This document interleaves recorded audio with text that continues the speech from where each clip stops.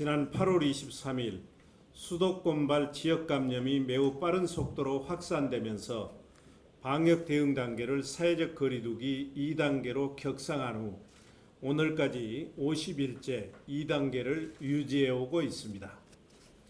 지난 50일은 시민 모두가 뼈를 깎는 고통의 시간이었습니다. 광주 공동체의 안전을 위해 개인의 자유와 일상을 포기해야 했고 자영사업자들과 소상공인들은 생업까지 중단해야 하는 고통이 뒤따랐습니다.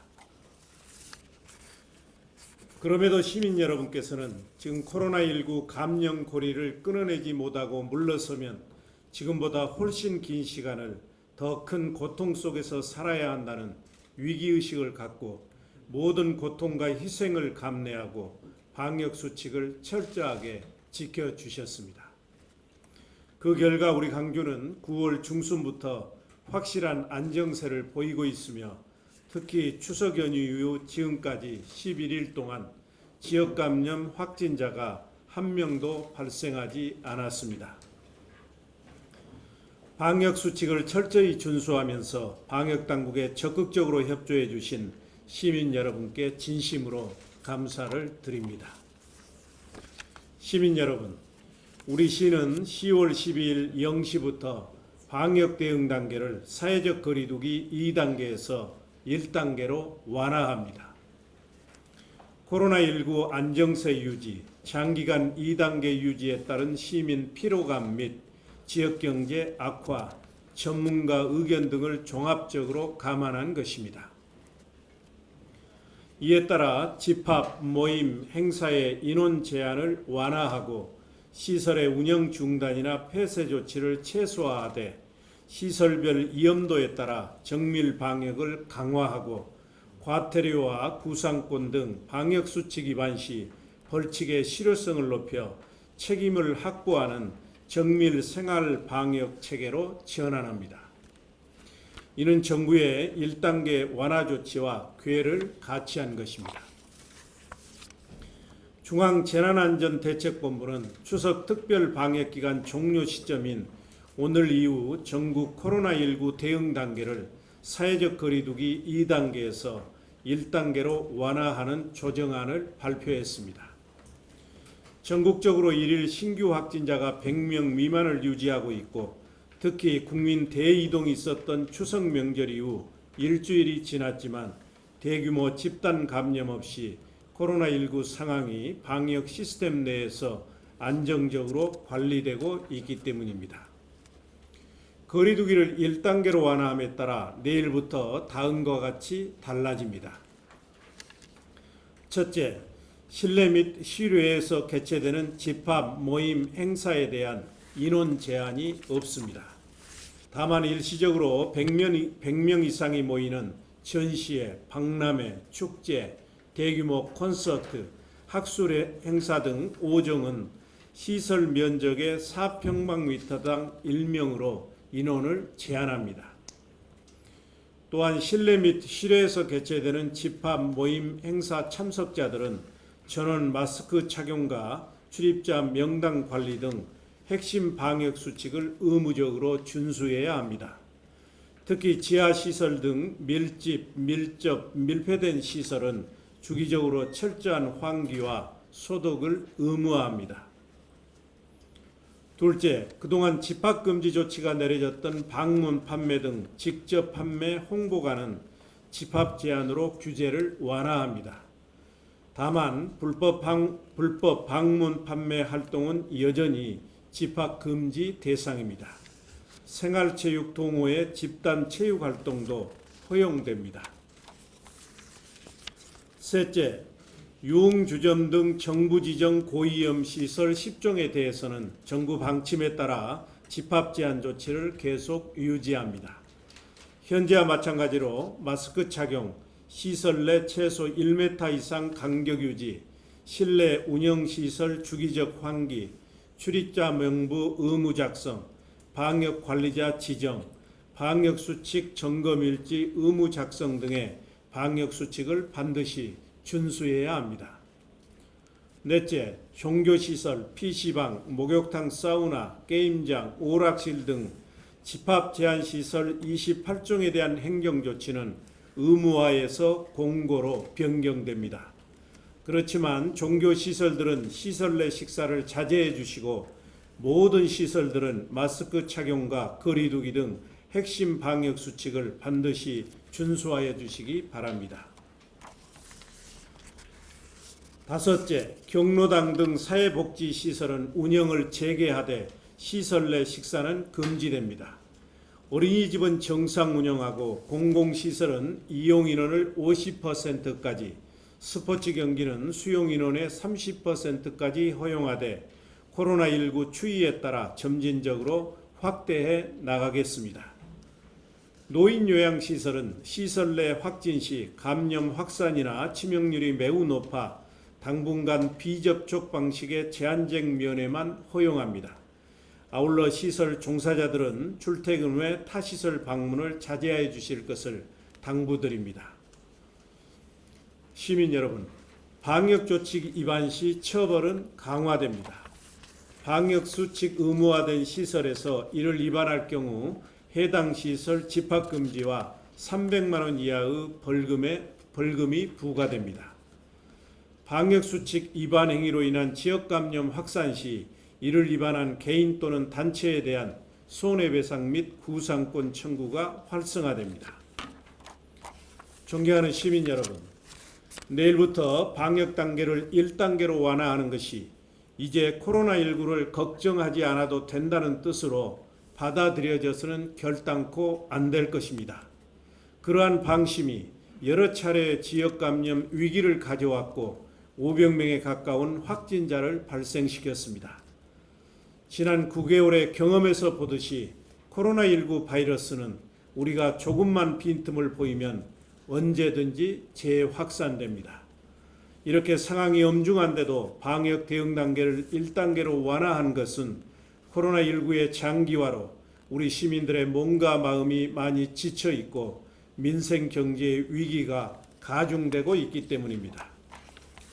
위드 코로나 시대인 지금은 지혜롭게 감염병과 함께 살아가는 생활 습관과 방식을 터득해야만 합니다.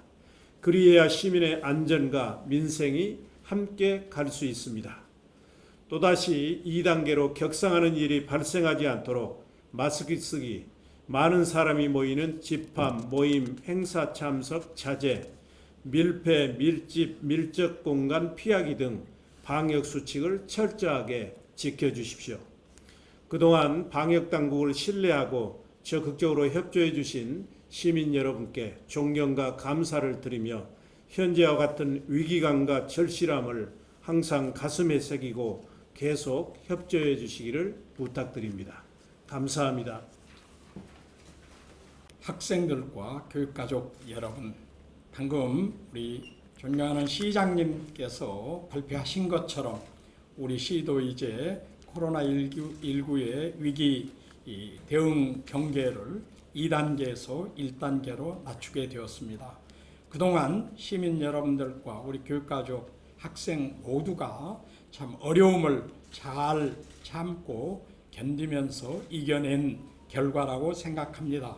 진심으로 감사드리고 앞으로도 또 우리가 여기에서 멈추는 게 아니고 코로나19가 종식될 때까지 경계심을 가지고 여러 가지 방역 수칙을 지킨다거나 정부 당국의 조치에 함께 맞추고 협조해 가실 것을 당부드립니다.